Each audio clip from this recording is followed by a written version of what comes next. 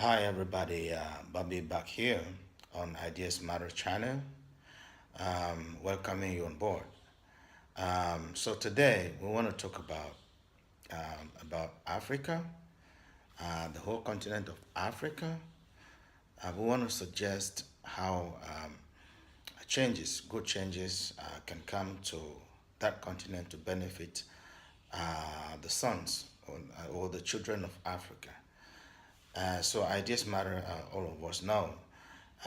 It's not only about black people, it's not only about Africa, it's about the whole world because all humans have ideas. We all have ideas in certain aspects on how things work. And we think that, we could put those ideas down. And not only coming from Ideas Matter here, but all of us. So we can come on board and watch and listen and comment and share, subscribe. So we think that, today talking about how Africa can develop as well and give some pride to its own children, its own citizen, and make the place a place where other people would also want to go there and settle, even not settling just for negative reasons, for bad intentions. So without much ado, this is what I want to talk about. So we think that first we want to ask a question to the African leaders. Um, Election. What is the purpose of election? This thing we call democracy. It was not our own system of government. It was imposed on us, or it was brought down to us in a cunning way, and we all accepted it. We were kings and queens. We had our own clans and tribes and so on that we lived in.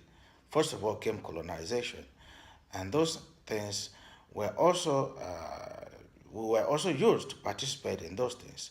So bringing our people to where we are today, and we think that it's time we begin to strategize some ideas about how we can see positive changes that can happen in that continent to help not only you, the leader or the leaders, but your own children that are coming out from there. Because you see, some people, some of our brothers, they prefer taking the risk to walk in the bushes, taking that risk to move on the Atlantic Ocean on terrible boats, trying to escape. It's like running away from the danger.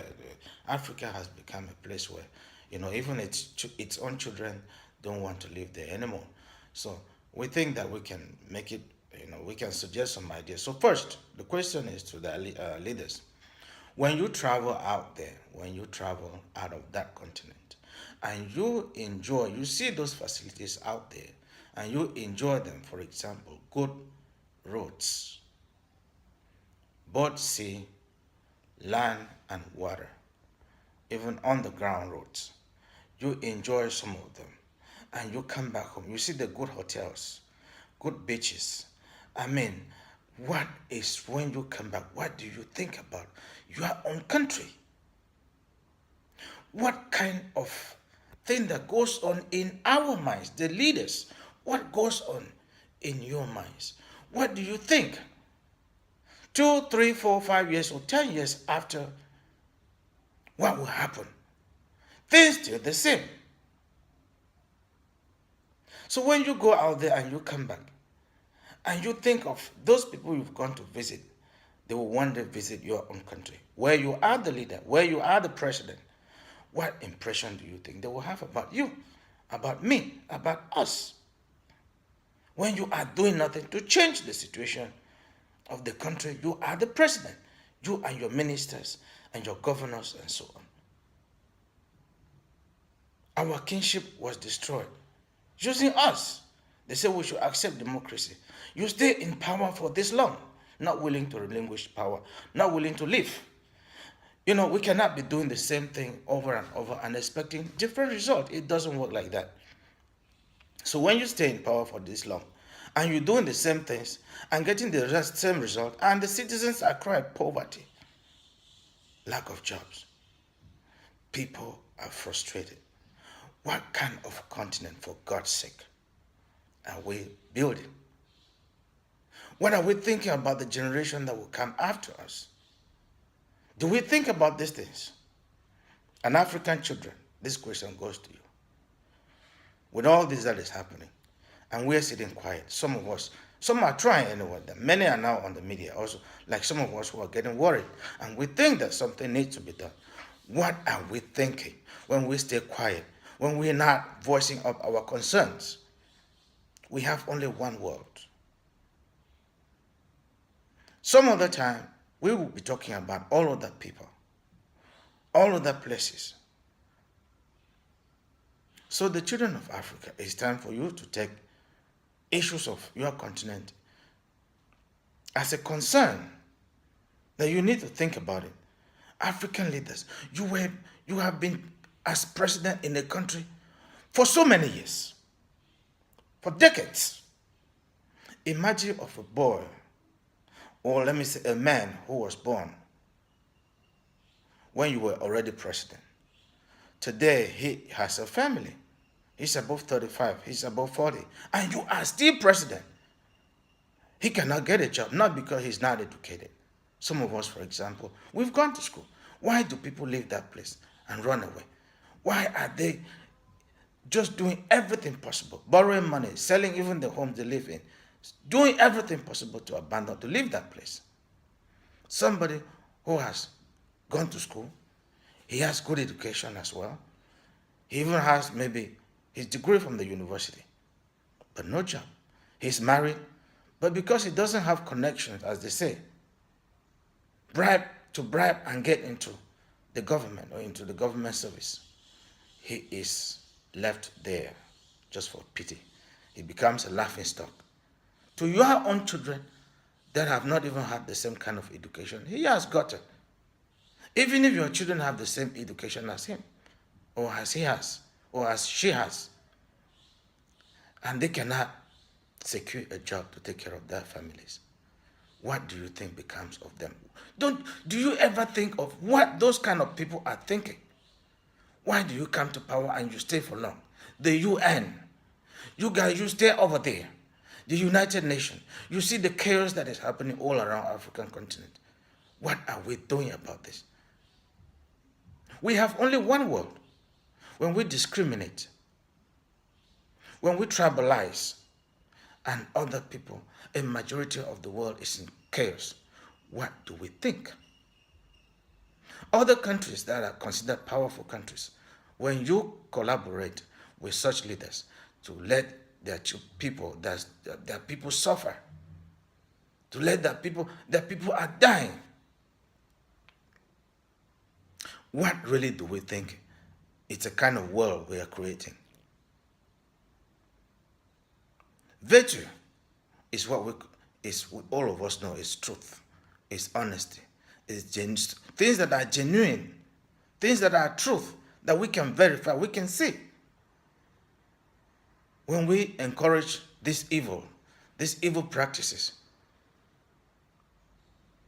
these kind of things that will bring chaos to the world, and we're seeing all these people, other people living as kings and queens, while others are just slaves, being massacred at will, and the world is watching.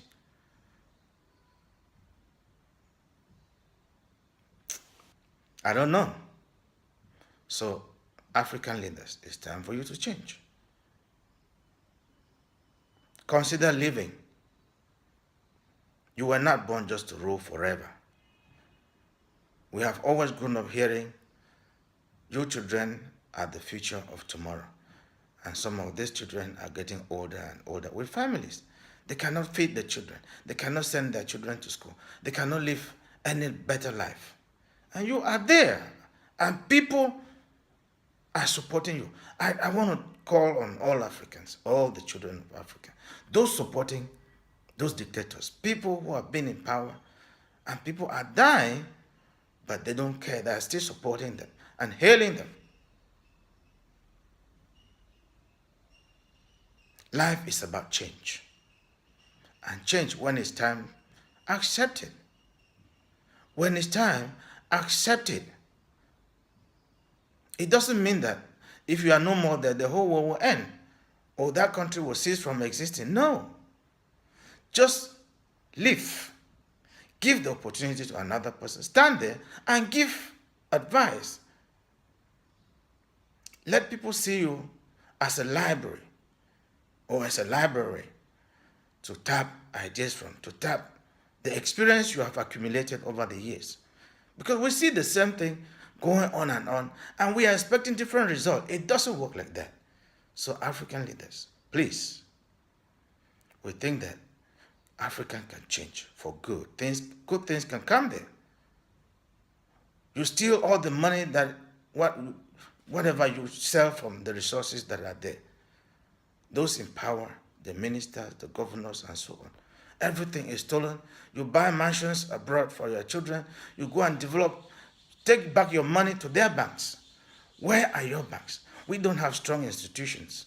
For example, economic institutions, law institutions. Elections are rigged. Elections are rigged. The laws, even if they are there, they are not applied. Or if they are applied indiscriminately. Or they are applied unfairly. Others are bigger than the law for the law to catch. We catch smaller thieves. And the real thieves who are stealing the huge millions and billions from the state coffers, money meant to develop hospitals, the roads, to be better hospitals, to provide a better future for the citizens of those countries, are stolen by those few people. And we use power. You use power to kill your children, to kill your people every time they rise up, to question what is the purpose of the democracy. If people cannot stand up and question the government, what kind of democracy are we practicing back in Africa? What kind of democracy they are practicing in their own world? They who brought that democracy to us. Can we see? Can we see it with our eyes and think that it's time for us to make a difference? So, well, I just matter. You're welcome on this channel. Watch, share, like, so we can all build the world together. Have a nice time. Goodbye.